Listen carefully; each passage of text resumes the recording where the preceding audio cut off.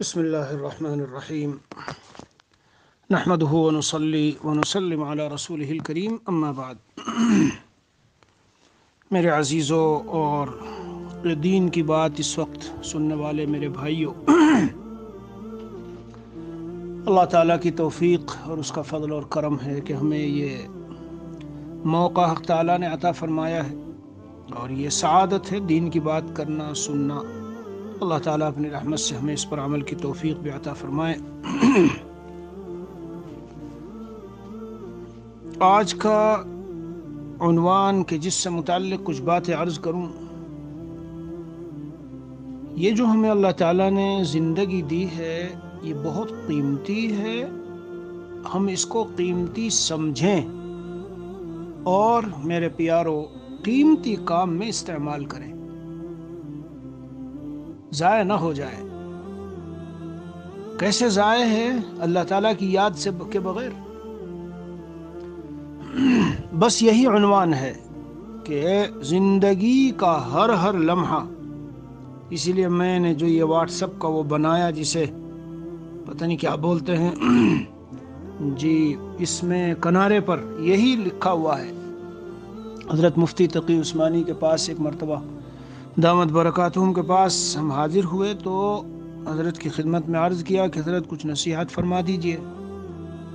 مقصد یہ نہیں تھا کہ وہ رسمی طور پر جیسے جاتے ہیں تو کہتے ہیں کچھ نصیحت کر دو، نہیں، مقصود یہی تھا کہ یہ بہت قیمتی آدمی ہے، شیخ الاسلام وقت ہے، کوئی اہم بات عرض کریں گے تو اس کو ذرا مضبوطی سے پکڑنے کی کوشش کریں گے۔ تو حضرت مفتی تقی عثمانی دامت برکاتہم نے یہی نصیحت فرمائی تھی کہ دیکھو بھائی، یہ زندگی کے جو اوقات اور لمحات ہیں یہ بڑے قیمتی ہیں، انہیں بہت سنبھل کے سوچ سمجھ کر کے ان کو خرچ کرو۔ میرے عزیزوں اور بیان سننے والوں، ہمیں اپنا صبح سے شام تک کا محاسبہ کرنا چاہیے کہ کہیں بیکار کی چیزوں میں، بے فائدہ چیزوں میں یا کم فائدے والی چیزوں میں یا ایسے کاموں میں اور ایسے اعمال و اشغال میں ہمارے قیمتی اوقات جا رہے ہیں کہ جن کا کوئی خاص نفع نہیں ہے، بس ایسے ہی۔ بہت سے تو بیکار ہی ہوتے ہیں، نفع ہوتا ہی نہیں۔ بہت سے ایسے ہیں کہ نفع ہے بہت مختصر دنیاوی اور پھر ختم۔ نبی اکرم صلی اللہ علیہ وسلم کے اس ارشاد کو سب سامنے رکھو، ہر لمحہ سامنے رکھو، ہر لمحہ سامنے رکھو۔ نعمتان مغبون فیہما کثیر من الناس، الصحت والفراغ۔ دو ایسی نعمتیں ہیں میرے بھائیوں کہ ان میں اکثر لوگ دھوکے میں ہیں اور خسارے میں ہیں۔ کون سی؟ ایک صحت اور ایک فراغت۔ تندرستی ہے ماشاءاللہ، تو تندرستی کے زمانے میں رات کو تہجد بھی پڑھ سکتے ہو، لوگوں کی خدمت بھی خوب کر سکتے ہو، دین کے کام کے لیے محنت جدوجہد بھی خوب ہو سکتی ہے، لیکن جوانی کے ادھر ادھر کے دھندوں میں اور مشغلوں میں اور کھیل کود و تماشوں میں گزار رہے ہیں، یا تو سو جاتے ہیں کہ کوئی کام نہیں ہے۔ فراغ، کبھی ایسا ہوگا کہ فراغت تو مل گئی کاموں سے لیکن جناب تندرستی نہیں، بستر پہ پڑا ہوا ہے، نہ جماعت میں جا سکتا، نہ لوالوں کے پاس جا سکتا، نہ مسجد میں جا سکتا، نہ دین کے دوسرے کام کر سکتا۔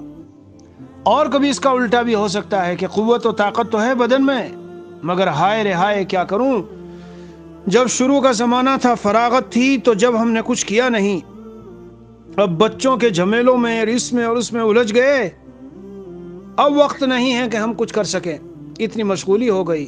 اس پچھتانے سے میرے پیاروں کوئی حاصل نہیں ہے، کوئی حاصل نہیں۔ اسی لیے حدیث شریف میں آیا کہ جنتی لیس یتحسر اہل الجنہ الا علی ساعۃ مرت بہم ولم یذکروا اللہ تعالی فیہا۔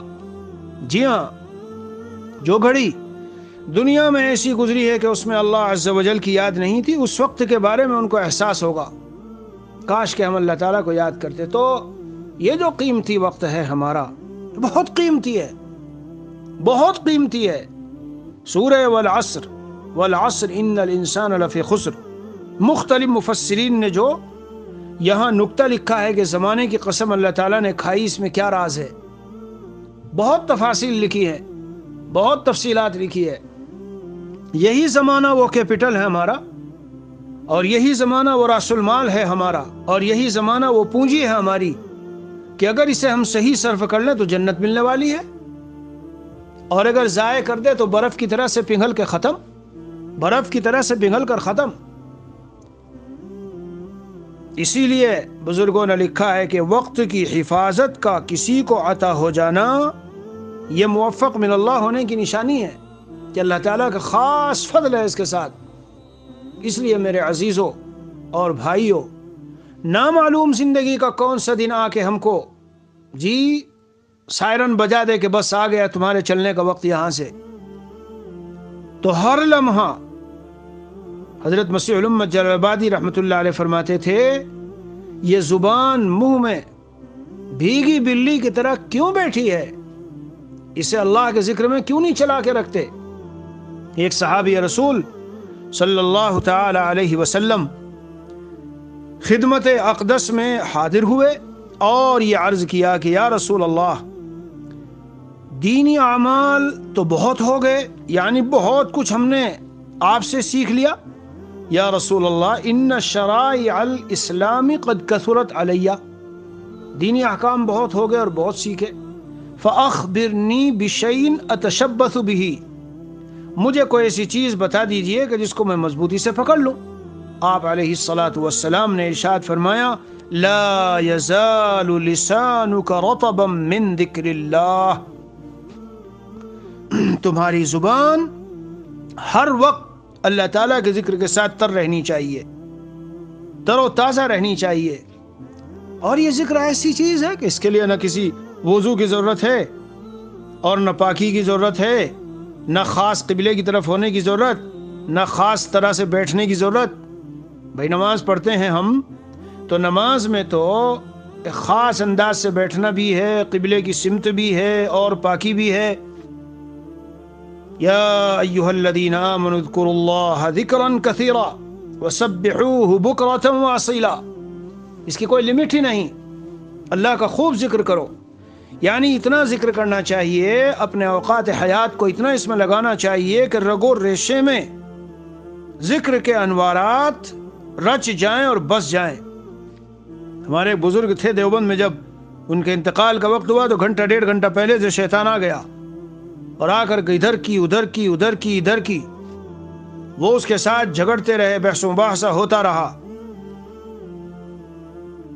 گھر والوں نے سمجھا کہ انتقال کا وقت قریب ہے تو شاید کچھ غشی طاری ہے، اس میں کچھ بول رہے ہیں۔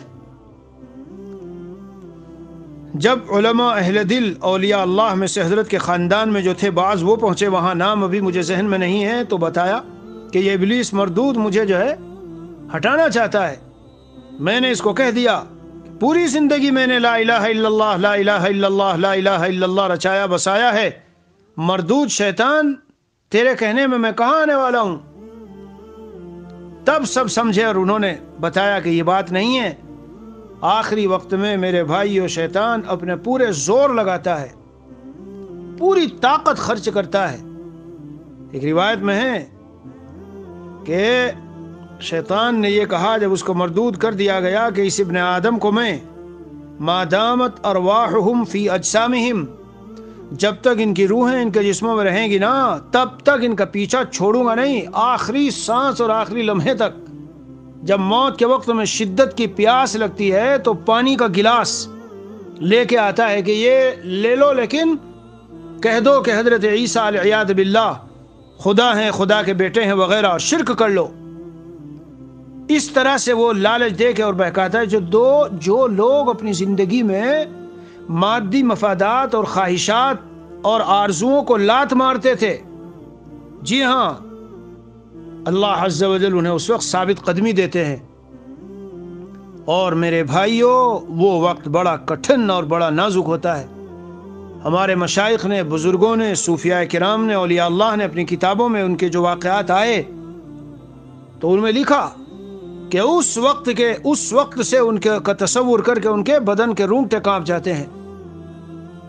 اور اے میرے بھائیوں، دین پر چلنے والوں، اور جہاں جہاں جو بیان سن رہا ہے بیان سننے والوں، پلے سے گرا باندھ لینا میری اس نصیحت کو، دل کی تختی پہ اچھے سے مضبوطی سے لکھ لینا دل کی تختی پر، کیا کبھی کسی پر حقارت کی نظر نہ ڈالنا، کبھی کسی کو کمتر نہ سمجھنا، کبھی کسی کے عیوب اور اس کے پیچھے نہ پڑنا، اس کے نقائص اور عیوب اور فلاں اور فلاں۔ ہم کون ہوتے ہیں اللہ اور بندے کے بیچ میں وہ ڈالنے والے؟ بندے کا اور اللہ کا معاملہ ہے۔ میرے پیارو، تاریخ میں ایسی نظیر اور مثالیں موجود ہیں۔ بہت اونچی چوٹیوں پر تھا اور فضاؤں میں اڑ رہا تھا، زمین کے اوپر آ گرا اور بالکل کچھ نہیں تھا، اللہ نے اٹھا کے اس کو کہاں سے کہاں پہنچا دیا۔ اور انما العبرۃ بالخواتیم، اعتبار اخیر ہی کا ہے۔ یہ بلعم بن باورہ کوئی معمولی آدمی تھا، اس میں آدم آتا تھا، دعائیں مانگتا تھا، قبول ہوتی ہے، کیا بڑا عابد و زاہد تھا۔ تو آخری وقت تک، جی ہاں، ڈرنے کی حکیم الامت مجدد الملت تھانوی رحمۃ اللہ علیہ، بتاؤ کتنی بشارتیں، کتنے خواب، کتنا دین کا کام۔ لیکن یہ فرماتے تھے اشرف علی دل میں ڈرتا رہتا ہے کہ نہ معلوم کل قیامت کے دن اس کا کیا حال ہوگا۔ جنتیوں کی جوتیوں میں بھی جگہ مل جائے تو بھی بڑی بات ہوگی۔ بہرحال یہ آخری وقت، تو جس نے پوری زندگی چلتے پھرتے، اٹھتے بیٹھتے، خلوتوں میں جلوتوں میں اللہ تعالیٰ کو یاد رکھا اور اپنے اوقات کو لغویات میں، غیبتوں میں، فضول چیزوں میں، ادھر نیٹ ویٹ کی گندگیوں میں، میوزک میں، گانوں میں اور عیوب جوئی میں لوگوں کی، ان سب چیزوں میں خرچ نہیں کیا، زبان تر و تازہ رہی، تو اللہ تعالیٰ اس وقت میں خاص تثبیت کا معاملہ فرماتے ہیں اور جماتے ہیں اور ثابت قدمی دیتے ہیں۔ بہرحال میرے عزیزوں، کبھی بھی کسی پر حقارت کی نظر نہ ڈالنا۔ اور میں ایک نکتے کی بات بتاتا ہوں، بہت قیمتی، حضرت تھانوی کی ہے، میری نہیں۔ اے وہ میرے بھائیوں جن کو اللہ نے کچھ اعمال اور دین کی توفیق دی، اور وہ علماء، اہل علم، دین کے خدام، مقرر، مدرس، اچھے قاری، تلاوت، تہجد گزار، دین پر چلنے والے، ان سب کی خدمت میں عرض کرتا ہوں کہ روزانہ یا جب کبھی کبھی موقع ملے، تنہائی میں بیٹھ کے سوچ لیا کرو، جتنا جو کچھ ہم دین کا کام کر لیں، نمازیں پڑھ لیں، سب کر لیں، کیا اس کے لیے ہم نے کوئی قیمت اور کوئی پرائز اور اس کی کوئی بدل دیا اللہ کی بارگاہ میں؟ خالی اللہ نے ہمیں توفیق دی، اس کی بغیر کسی اس کے، صرف توفیق الہی ہے جس سے کوئی نیک کام ہو رہا ہے۔ نمبر 2، جب آدمی یہ سوچے گا، یہ جو میں نے بات عرض کی ہے، تو تشکر یعنی شکر اس کے دل میں بھرا رہے گا۔ اور ہمارے شیخ نور اللہ مرقدہ فرماتے تھے، حضرت والا حضرت شاہ کی مختار صاحب نور اللہ مرقدہ، کے تشکر اور تکبر میں تضاد ہے، یہ دونوں چیزیں جمع نہیں ہوتی۔ جو بندہ شکر پر رہے گا، شیطان نے تکبر اختیار کیا، میں آنکھ سے پیدا ہوا، میں اس کا مستحق ہوں کہ یہ مٹی سے پیدا ہونے والی مخلوق مجھے سجدہ کرے، استحقاق جتایا، میں اس لائق ہوں اور میں اس لائق ہوں، کچھ نہیں ہم۔ جب اس نے استحقاق جتایا تو راندہ درگاہ کر دیا گیا۔ تو میرے عزیزوں، کسی بھی خاندان سے ہو، کیسے ہی اعمال ہو، کتنے ہی متقی ہو، اور کسی کے ہی خلیفہ ہو، اور کیسی ہی تقریر ہو، اور کیسی ہی تلاوت ہو، اور کیسی ہی تدریس ہو، اور کیسی ہی تصنیف و تالیف کتنی ہو، بس یہ بات دل میں لکھ کے رکھ لینا، یہ جتنا جو کچھ بھی ہے مجھ سے ہوا اور ہو رہا ہے بلا استحقاق اللہ تعالیٰ کی دی ہوئی توفیق ہے۔ جب بندہ اس طرح سے سوچتا رہتا ہے تو سوال ہی پیدا نہیں ہوتا کہ کسی پر حقارت کی نظر ڈالے۔ کیوں؟ وہ شخص لگا ہے کسی گناہ کے کام میں، وہ قابل رحم ہے، نفرت کے قابل نہیں، ڈانٹ ڈپٹ کے قابل نہیں، غصے کے قابل نہیں، جی بلکہ وہ رحم کے قابل ہے۔ حضرت مولانا قمر الزمان صاحب نے اس حدیث کو، یہ تکشف میں ہے، باقاعدہ ایک پرچے پہ چھپایا ہوا ہے، میں نے پڑھا ایک دن، کہ لوگ کچھ عافیت میں ہیں، کچھ مبتلا ہیں۔ اے عافیت والو، جو مبتلا ہوں ان پر ارحموا اہل البلا، جی ہاں، اور باب الناس نہ بنو، لوگوں کے خدا نہ بنو، بلکہ ان پر رحم کی نظر ڈالو، رحمت کی نظر ڈالو۔ وہ قابل رحم ہے جیسے ایک بیمار قابل رحم ہوتا ہے، مگر جب آدمی میں تکبر ہو اور I am something، میں ایسا اور ویسا ہوں، پھر وہ ساری باتیں پیدا ہوتی ہے۔ تو کیا کہا میں نے؟ نمبر 1 تو یہ ذہن میں رکھ لینا ہمیشہ کہ بلا استحقاق اللہ تعالیٰ کی دی ہوئی عطا ہے۔ جب یہ ذہن میں ہوگا تو انشاءاللہ ہم جمے رہیں گے، کیونکہ وعدہ ہے قرآن میں لئن شکرتم لازیدنکم. تو جتنا جتنا تشکر والا مزاج، شکر والا مزاج ہوگا، اتنا اتنا نعمت میں اضافہ. تو جس دن ہم انتقال کریں گے اس دن نعمت اضافے کے ساتھ ہوگی، ہماری کمی کے ساتھ، اور چھینی ہوئی نہیں ہوگی، چھینی نہیں جائے گی ہم سے، کیونکہ اللہ کا وعدہ ہے. اسی لیے مجدد تھانوی رحمۃ اللہ علیہ نے کہیں پر فرمایا ہے ایمان پر خاتمے کا ایک شاندار طریقہ یہ ہے کہ ایمان حاصل پر جو ایمان حاصل ہے اس ایمان حاصل پر اللہ کا شکر کرتے رہو، تو ایمان حاصل ایمان زائد میں تبدیل ہوتا رہے گا. ہر دن زائد زائد زائد ہوتا رہے گا ایمان، کیونکہ اللہ نے قرآن میں وعدہ کیا تو تم زائد ایمان پر مرو گے، کم ایمان پر نہیں مرو گے. پاورفل ایمان پر، کمال ایمان پر موت آئے گی، کم ایمان پر نہیں آئے گی. بہرحال ایک بات تو ہم یہ غور کریں، دوسرے میں جو عبادات کر رہا ہوں، جو کچھ میں کر رہا ہوں، کیا یہ بارگاہ خداوندی میں مقبول ہے؟ کیا سرٹیفکیٹ ہے اس کا ہمارے پاس؟ جب یہاں سے چلے جائیں گے جب پتہ چلے گا کہ ہاں بارگاہ الہی میں مقبول تھی یہ چیزیں. تو جب قبولیت کی ضمانت نہیں تو اپنے کو افضل سمجھنا، اعلیٰ سمجھنا، برتر سمجھنا، یہ کہاں سے بھائی؟ اے فلاں ابن فلاں، اے فلاں ابن فلاں، اپنے کو خطاب کر کے کہنا، اپنے کو اپنا نام لے کے، اے فلاں ابن فلاں.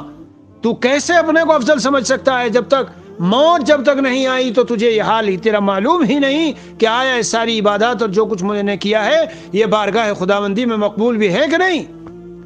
ان میں اتنے عیوب، اتنے نقائص، اتنی کمیاں، اتنے وہ ہیں کوتاہیاں ہیں کہ نہ معلوم اللہ کی بارگاہ سے ان کو پھینک دیا گیا ہو. یہ نمازیں، تلاوت، ذکر اذکار، جس طرح کا اخلاص، جس طرح کا استحضار چاہیے تھا نہیں ہے.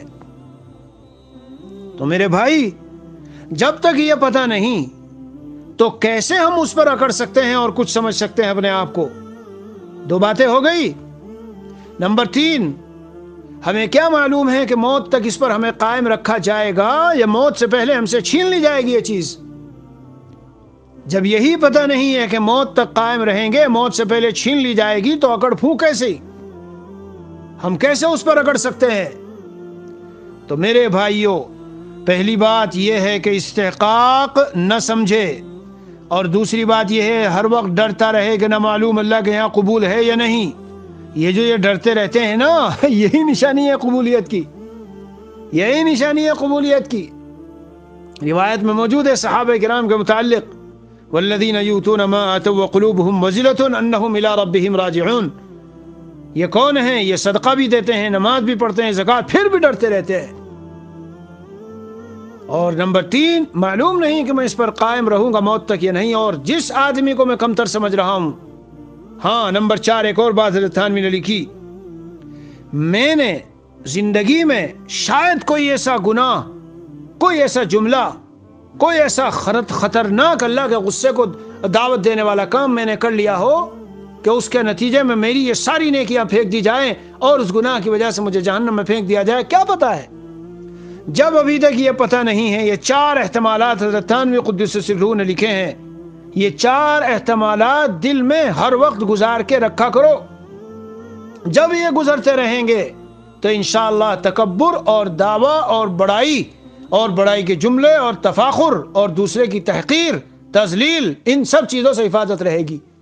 کیوں؟ پھر وہ اپنے کو کچھ سمجھے گا ہی نہیں. اور یہ حقائق ہیں، یہ ایسے کوئی فرضی افسانے نہیں ہیں بلکہ حقیقت ہے. پہلی بات بھی بالکل حقیقت، ہم کیسے استحقاق کا دعویٰ کر سکتے ہیں؟ نمبر 2، ہمیں کیا معلوم اللہ کے قبول ہے نہیں؟ نمبر 3، کیا گارنٹی ہے کہ ہم اس پر قائم رہیں گے موت تک؟ اور نمبر 4، کوئی ہم سے ایسا کام ہوا ہو گناہ کا، کوئی بعید نہیں. ہم نے کتنے واقعات ایسے حدیث کی کتابوں میں پڑھے، نمازی بھی، یہ بھی، وہ بھی، لیکن فلاں جرم تھا، فلاں بات تھی، اس کی وجہ سے پکڑ ہو گئی اور جہنم میں پہنچ گئے. جی ہاں، ایک طرف کتے کی وجہ سے جنت میں گئی ہے وہ فاسقہ فاجرہ عورت، اور دوسری طرف بلی کو روکنے کی وجہ سے کیا؟ جہنم. علی کل حال میں تو آج یہ عنوان تھا میرا اور یہ عرض کرنا چاہتا تھا، لیکن یہ باتیں بیچ میں آتی ہے، اس میں کسی کا نفع ہوتا ہے. میں عرض کر رہا تھا کہ زندگی کے ہر لمحے کو قیمتی سے قیمتی بناؤ. میں نے اپنے تمام اکابر اور مشائخ کے یہاں دیکھا ہے کہ وقت کی بڑی قیمت ہوتی تھی، اور یہ قیمتی کیسا بنتا ہے؟ چلتے پھرتے اٹھتے بیٹھتے میرے بھائیو ہر وقت اللہ تعالیٰ کے ذکر اور اللہ کی یاد میں لگے رہو، تو پھر ہم اولو الالباب ہوں گے، سمجھدار کہلائیں گے اللہ کی بارگاہ میں، اور اللہ کے صحیح بندے ہوں گے، اللہ کے صحیح بندے ہوں گے۔ جی ہاں، الذین یذکرون اللہ قیاما وقعودا وعلی جنوبہم ویتفکرون فی خلق السماوات والارض، جو اللہ تعالیٰ کا یذکرون اللہ کھڑے ہوئے بھی ذکر کرتے ہیں، وقعودا بیٹھے ہوئے بھی، وعلی جنوبہم اور پہلوؤں پر بھی، ویتفکرون فی خلق السماوات والارض اور زمین و آسمان کی تخلیق میں وہ تدبر اور غور و فکر کرتے رہتے ہیں۔ اسی لیے ذکر کی 4 قسمیں علماء نے نکالی، ایک ذکر قلبی، ایک ذکر لسانی، ایک ذکر عملی اور ایک ذکر فکری۔ ذکر قلبی دل میں اللہ کو یاد کرنا، اللہ والوں کی صحبت میں رہنے سے، بزرگوں اور مشائخ کے ساتھ جڑے رہنے سے، اور یہ دین کی باتیں سننے سے آدمی ایسا ہو جاتا ہے 24 گھنٹے محفلوں میں ہے، مجلسوں میں ہے، ادھر بیٹھا ہے ادھر کام میں لگا ہے، لیکن دل اللہ کی یاد میں لگا رہتا ہے۔ یہ بہت بڑی چیز ہے بھائی۔ ہاں، اور زبان سے ذکر، زبان پہ الحمدللہ ہے، لا الہ الا اللہ ہے، تسبیحات ہے، استغفار ہے، وغیرہ وغیرہ۔ جی ہاں، یہ ذکر لسانی ہے۔ اور ذکر عملی، پورا بدن ہمارا ان احکام کے بجا لانے میں مصروف ہے جو اللہ نے کہا ہے کہ کرو۔ اٹھ کے وضو کیا جا رہا ہے، جی سجدے ہو رہے ہیں، نمازیں پڑھی جا رہی ہے، حج میں دوڑا جا رہا ہے، آ رہا ہے، طواف کر رہا ہے۔ اور ذکر فکری، دل دماغ سے ہر وقت غور و فکر کرتا ہے، سوچتا ہے کائنات کس طرح سے، اس کا بنانے والا کیسا مرتب نظام، کیسا مرتب و منظم سمندروں کا نظام، آسمانوں کا نظام، یعنی کوئی غور کرے۔ میں کبھی کبھی غور کرتے کرتے اس نتیجے پہ پہنچتا ہوں کہ اے ساری دنیا کے انسانوں، کوئی مائی کلال ہے جو یہ بتا دے کہ سمندر کس نے بنایا؟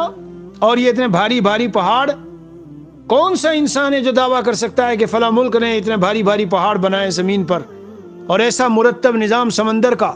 ورنہ سوچ لو کہ 70-75% حصے پر سمندر ہے، اگر ایک جوش آئے کسی سال اور اس سال میں جوش آ کے ساری دنیا کو بہا لے جائے، یہ تو کیا بعید ہے؟ جہاں اتنا پانی ہے اور اتنی زمین پر ہے، تو اگر باقی کو بھی اپنے قبضے میں کر لے، معلوم ہوا کہ کوئی کنٹرولر ہے، کوئی سنبھالنے والا ہے نظام کا مرتب و منظم۔ یہی بارش 2 گھنٹے میں برسی، جی 2 گھنٹے میں گری آہستہ آہستہ، پانی چلتا رہا، بہتا رہا روڈ میں اور اس میں جاتا رہا۔ اگر یہی بارش جب وہ بادل تھا دھڑم دیسی ساری زمین پہ ایک ساتھ گرتی، کیا حشر ہوتا؟ یہ ہے تفکرون فی خلق السماوات والارض، تفکر ساعہ خیر من عبادت الف سنہ، ذرا سی دیر تفکر کرنا 1000 سال کی عبادت سے بہتر ہے۔ تو میرے پیارو، لمحات حیات کو قیمتی جانو، اللہ کی یادوں میں، اللہ کے تذکروں میں، فضول مجلسوں کو چھوڑ دو، بحثوں کو چھوڑ دو، غیر ضروری کاموں میں لگنے سے چھوڑ دو۔ یہ یورپ و افریقہ و امریکہ اور خلیجی ملکوں میں رہ کر ہمارا مزاج بہت زیادہ غیر ضروری چیزوں میں چلا جاتا ہے، مکانوں کے وہ پردے اور یہ اور وہ، میں کیا اس میں ایک دن کی کچھ میں نے بتایا تھا، کیا اس تفصیل میں جاؤں؟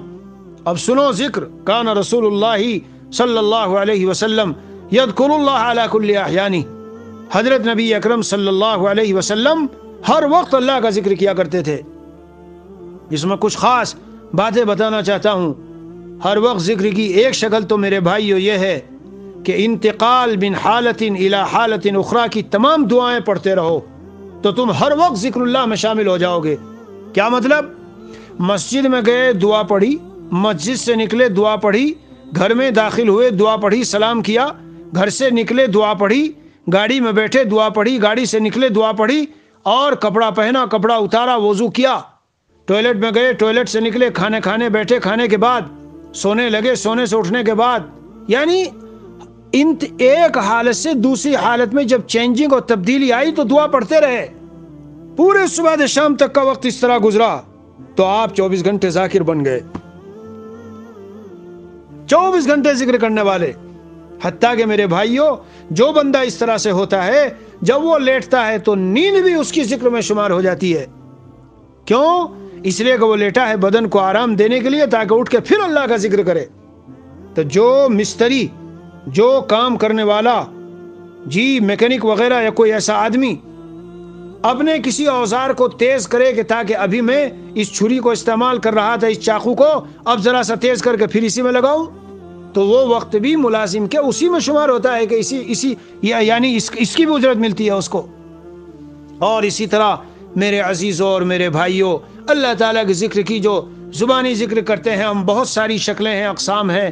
کبھی درود شریف پڑھتے رہو، کبھی قرآن کریم کی تلاوت کرو، کل میں نے بتایا، کبھی لا الہ الا اللہ زبان پر ہو، کبھی استغفر اللہ زبان پر ہو، کبھی لا الہ الا اللہ کبھی لا الہ الا انت سبحانک انی کنت من الظالمین۔ ان تمام اذکار کی اپنی ایک روح ہے، ایک ذائقہ ہے، ایک لطف ہے، ایک انجوائمنٹ اور مزہ ہے۔ سنو، مزہ آ جائے گا سن کر آپ لوگوں کو۔ لا الہ الا اللہ، اللہ تعالیٰ کی توحید، یہ اول قدم اول ہے انسان کے لیے، اللہ کو پانے اور اللہ کے قریب جانے کے لیے۔ جی فرسٹ اسٹیپ کہ موحد بنو، ہر طرف کائنات کے ہر تصرف میں، ہر سمت میں مولا ہی کا تصرف نظر آ رہا ہو۔ جی ہاں، توحید۔ تو جب لا الہ الا اللہ پڑھ رہے ہو ہم، اللہ کے سوا کوئی موجود نہیں، اللہ کے سوا کوئی مقصود نہیں، اللہ کے سوا کوئی معبود نہیں، اللہ کے سوا کوئی نظام عالم چلانے والا نہیں، اللہ کے سوا کوئی کائنات کو سنبھالنے والا نہیں، اللہ کے سوا کوئی روزی دینے والا نہیں، اللہ کے سوا کوئی پالنے، یعنی خلاصہ لا الہ الا اللہ سے توحید کو رچاؤ بساؤ اپنے اندر۔ جی ہاں، جب درود شریف پڑھنے لگو، استحضار کرو حضرت نبی اکرم صلی اللہ تعالی علیہ وسلم نے میرے لیے اور میرے ان بچوں کے لیے اور میرے والدین یعنی پوری امت کے لیے کتنی زحمتیں اور تکلیفیں اٹھائی، کیسے کیسے حقوق ہیں حضور صلی اللہ علیہ وسلم کے ہم پر، کہ ہم اور ہماری یہ سب کچھ جان و مال سب قربان ہو جائیں حضور کی خاطر۔ تو اتنے احسانات ہیں، تو ان احسانات کے لیے ہمیں حضور پر درود نہیں پڑھنا چاہیے؟ تو ایک محسن کے احسانات ان کو استحضار کر کے دل دماغ میں کہ جن کی برکت سے ہمیں یہ ایمان ملا، اللہ تک پہنچنا نصیب ہوا، اتنا عظیم الشان 30 پاروں کا قرآن ملا، اللہ اللہ کیا عرض کروں۔ یہ سب تصورات کر کے درود پڑھ کے دیکھو۔ یہی میں کہا کرتا ہوں جب مسجد نبوی میں جاتے ہو، پورا ایک چھوٹا سا بیان ہے میں نے اس پر کیا تھا، بعض ساتھیوں نے بھیجا آپ مزہ آ گیا، اور اس کے بعد جو ہم چلے قدم اٹھا کے آگے کو بڑھے اور وہ سب باتیں سوچی جو آپ نے عرض کی تھی، تو لطف ہی کچھ اور تھا۔ بہرحال حضور پاک صلی اللہ علیہ وسلم کے احسانات، پوری رات سجدے میں گر کے رونا امت کے لیے۔ ہاں، جب استغفار کرنے چلو تو اپنے گناہوں کا اور کوتاہیوں کا اور تقصیرات کا اور اپنی بےہودگیوں اور خطاؤں اور غفلتوں میں گزری ہوئی زندگیوں اور بے توجہی سے پڑھی ہوئی نمازیں اور ذکر و اذکار اور تلاوتیں اور زندگی کے قیمتی اوقات کا ضیاع، ساری چیزوں کو دل دماغ میں رکھو، پھر استغفار پڑھو، لطف آ جائے گا، بات ہی کچھ اور ہوگی، مزہ ہی کچھ اور ہوگا۔ بس زبان سے استغفر اللہ استغفر اللہ استغفر اللہ، بھائی استحضار سے ذرا پڑھ کے دیکھو۔ جی ہاں، لا حول ولا قوت الا باللہ، استحضار کر کے پڑھو۔ استحضار، الہ العالمین، نہ میرا ایمان، نہ میرا عمل، نہ میری عبادت، نہ میری اطاعت، نہ میری تلاوت، نہ میری نماز، کچھ بھی میں آپ کے بغیر نہیں کر سکتا ہوں۔ جو کیا ہے آپ کی مدد سے آج تک کیا، اور جو کر رہا ہوں اور جو کروں گا، اے اللہ اپنی مدد سے مجھے نہ محروم نہ کر دینا۔ میں اقرار کر رہا ہوں اس بات کا کہ گناہوں سے بھی جو بچا ہوں اور بچ رہا ہوں اور بچوں گا، بجز آپ کی مدد کے نہیں بچ سکتا، اور جو نیک کام کیے ہیں وہ بھی آپ ہی کی مدد سے ہوئے ہیں، نہیں کر سکتا اس کے بغیر۔ استحضار کر کے لا حول ولا قوت الا باللہ پڑھو۔ اسی لیے اس کلمے کو بڑا دخل ہے کہے میں بتاتا ہوں ان ساتھیوں کو جو کہتے ہیں ہمت کمزور ہے اٹھا نہیں جاتا۔ پہلی بات تو ہمت کو طاقتور بناؤ اور اپنے آپ سے خطاب کرو، لیکن جو کمزور ہمت ہے نا، اس کا معجون یہ ہے، اس کا خمیرہ یہ ہے، لا حول ولا قوت الا باللہ العلی العظیم کی کثرت کرو تو ہمت میں ایک ایسی قوت آئے گی کہ بڑا آسان ہو جائے گا عبادت کرنا اور اٹھنا اور گناہوں سے بچنا۔ بعد اولیاء اللہ 500-600 مرتبہ یہی کلمہ پڑھواتے تھے اور سلوک طے کراتے تھے اسی سے، لا الہ الا انت سبحانک انی کنت من الظالمین۔ اے اللہ حضرت یونس علیہ السلام نے مچھلی کے پیٹ میں وہاں جا کے کلمات پڑھے، فنادا فی الظلمات اللہ الہ الا انت سبحانک انی کنت من الظالمین. میں بھی بہت ساری ظلمتوں میں ہوں، دنیا کی محبت، مادے کی محبت، عیش و عشرت کی محبت اور ہزاروں ادھر ادھر کی الا بلا کی ظلمات، جی ان سب ظلمتوں میں ڈوبا ہوں. مجھے اللہ ان ساری ظلمات سے نکال کر ایسا دل دیجئے جو آپ کی یادوں سے چمک رہا ہو، اور ایسا ماحول اور ایسی فضائیں اور ایسی صبح شام اور ایسے رات کی خلوتیں، جی ایسے مجھے عطا کیجئے. بس پھر دیکھو اللہ کہیں گے کہ ہاں وَكَذَلِكَ نُنْجِي الْمُؤْمِنِينَ، میں تجھے نکالوں گا اسی طرح ان ساری ظلمات سے نکال کر تجھے ایسے مقام پر پہنچاؤں گا کہ وہ مقام مشاہدہ ہوگا. اللہ والوں کو خاص مقام عطا ہوتے ہیں، وغیرہ وغیرہ وغیرہ. تو بہت سے اذکار ہیں، لیکن خلاصہ آخری بات وہی کہہ کے ختم کرتا ہوں، زندگی کا کوئی لمحہ پیارو ضائع نہ ہونے دو، ضائع نہ ہونے دو، ضائع نہ ہونے دو. ادھر ادھر کے کاموں میں، محفلوں میں، مجلسوں میں، گپ شپوں میں. دعوت تو تھی 10 منٹ 20 منٹ، چائے کا ایک کپ پینا تھا، پتہ چلا کہ گھنٹہ بیٹھ گئے وہاں، ایک لیے بیٹھا ادھر بیٹھا ادھر بیٹھا. اور میں ان لوگوں پہ حیران ہوتا ہوں جو چیپی منہ میں ڈال لیں گے. چیپی ہوتی ہے ایک چیز، سویٹ ہوتی ہے منہ میں ڈال لیں گے، گٹکا ہوتا ہے منہ میں ڈال لیں گے، اور چبائے جا رہے ہیں کہ بوریت نہ ہو. توبہ توبہ، تو بیچارہ کیسا، کیا اس کی زندگی ہے، کیا سمجھا ہے دین اور ایمان سے. پیارے جس دن یہ اوقات زندگی ختم ہوں گے اس دن احساس ہوگا کاش چند گھنٹے ہی مل جائیں، کاش چند گھنٹے ہی مل جائیں. اللہ والے تھے جنہوں نے سمجھا تھا ان سب چیزوں کے حقائق کو. مجال ہے کہ ان کی زبان رک جاوے، کوئی روک دے ان کی زبان کو ذکر اللہ سے؟ نہیں نہیں نہیں نہیں نہیں، ہر آن ہر حال میں. جی ہاں، ٹوائلٹ میں گئے تو دل دل میں یاد رکھو. خلاصہ کلام یہ ہے بس کہ مجلسیں، محفلیں، گپے شپیں، بیکار کی ادھر ادھر کی دعوتیں، چلو دعوت کھاؤ، سنت ہے کھاؤ کھلاؤ، لیکن اوقات کی تضییع اس میں. دعوت مغرب بات تھی، پتہ چلا رات کو 11-12 بجے تک ادھر ادھر کی سارے اوقات ضائع کر کے، اور خواتین بیٹھیں گی ایک جگہ تو وہ کیا ہے، ادھر کی ادھر کی الا بلا باتیں. یہی حال دوسروں کو تو ان کا ہے، اس کا تذکرہ چھیڑا، اس کا چھیڑا، وہ نیوز چھیڑی، یہ نیوز چھوڑی. حاصل اللہ عز و جل اپنی رحمت سے، فضل و کرم سے مجھے آپ کو، ہم سب کو وقت کی حفاظت کی توفیق دے دے، اور یہ وقت ہمارا اللہ کی یادوں میں گزرے، تلاوتوں میں گزرے. جی تلاوت، جی اللہ حدیث میں آیا سب سے زیادہ میرا قرب اس چیز سے حاصل ہوتا ہے جو مجھ سے نکلی، اور وہ قرآن ہے. بہت عظیم شے ہے. پھر بھی کچھ بتاؤں گا قرآن پر، کل میں نے کچھ بتایا ہے، انشاءاللہ پھر بھی کچھ بتاؤں گا. اللہ تعالیٰ مجھے آپ کو، ہم سب کو عمل کی توفیق دے. وصلی اللہ علی النبی الکریم وعلی آلہ واصحابہ اجمعین والحمدللہ.